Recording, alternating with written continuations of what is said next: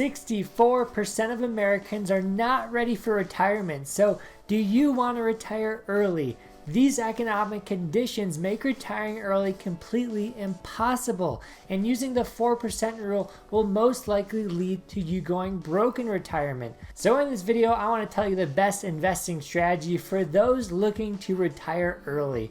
Is it right? Yes.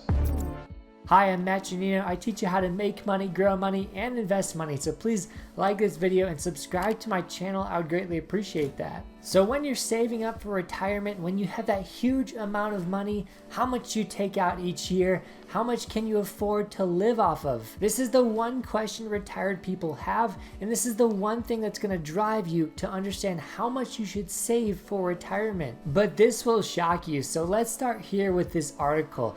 You can pay for retirement for 30 years using the 4% rule. And we're going to go over what all this is. But the bottom line is the 4% rule does not work with these economic conditions. The 4% rule was created decades ago when economic conditions, inflation, and interest rates were all at different levels. So right now we're experiencing things we've never experienced before in history, which is changing how retired people have to act. So what I want to do in this video today is prepare you for retirement. How much you need to save, how much can you withdraw each month, and what does that look like? Because the bottom line is that if you want to withdraw 4% per year, which is what most people will tell you can do, this does not work now, and there's multiple reasons why. Let's first dive into the 4% rule, how it got started, and what it means for you. So if you saved $1 million in retirement, you can afford for the next 30 years to take out 4% withdrawals. So with $1 million, that's $40,000. And for everyone, it's going to be different. Maybe 40 grand is not enough for them to live in retirement. Maybe they want 60 grand. In that case, they have to save more than $1 million. So it's very important to know how much you need each year in retirement before we start going into this. But many economists and mathematicians have studied the 4% rule, and with certainty, almost 100% certainty, you will not go bankrupt in 30 years of retirement just by withdrawing 4% a year out of your retirement accounts.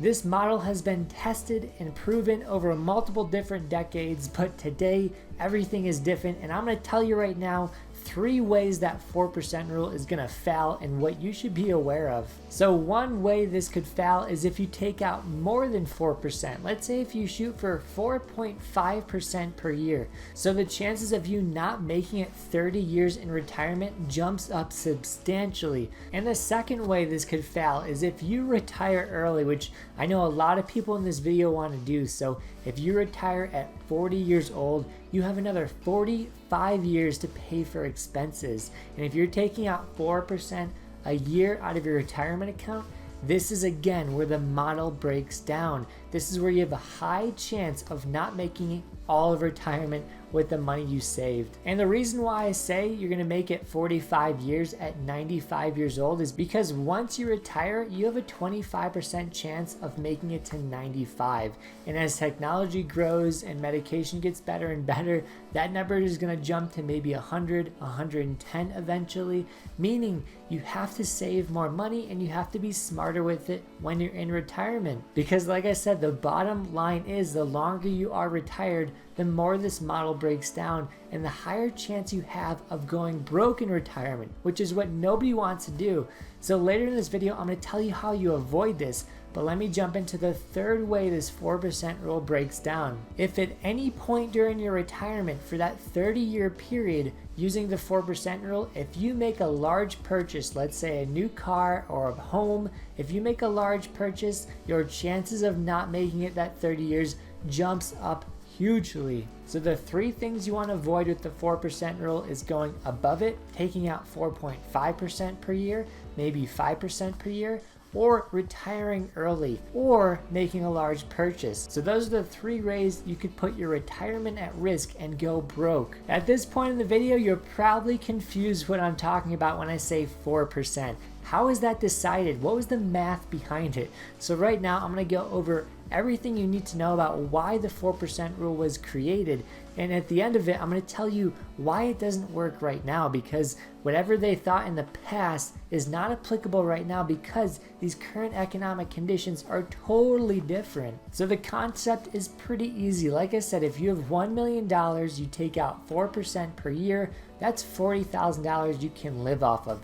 Safely, with a high degree of certainty, you can make it 30 years in retirement with this 4% theory. And the reason we use 4% is because the stock market on average climbs 7% per year, and we have inflation eating away our money at 3% per year. So if the market goes up 7% and our buying power decreases by 3%, that leaves us with 4%. That makes sense, right? 7 minus 3 equals 4. But here is where the model is broken, and here's where it doesn't make any sense. So when you retire, that $1 million we talked about should be blended between bonds and stocks, usually 50-50 or 80-20 depending on your financial advisor. But let's go to the 50-50 case. So if we're in 50% bonds, right now the bond is paying 1.6%, which is unusually low, one of the lowest bond interest rates in history,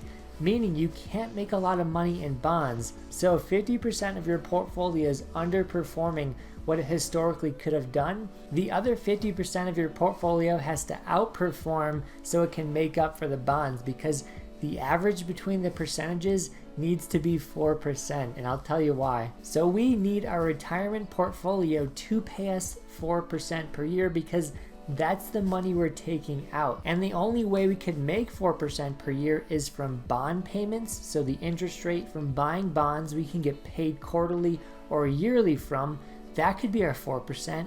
Or we can make 4% with dividend stocks. And these are two common places to put your money in retirement to get paid at least 4% yield. So like I said, bonds are paying 1.6%, not even close to 4%. So can we make up with that with dividend stocks? And just doing the math, you would have to make 6.5% on dividend stocks just to come out to an average of 4% for your whole portfolio payout every year.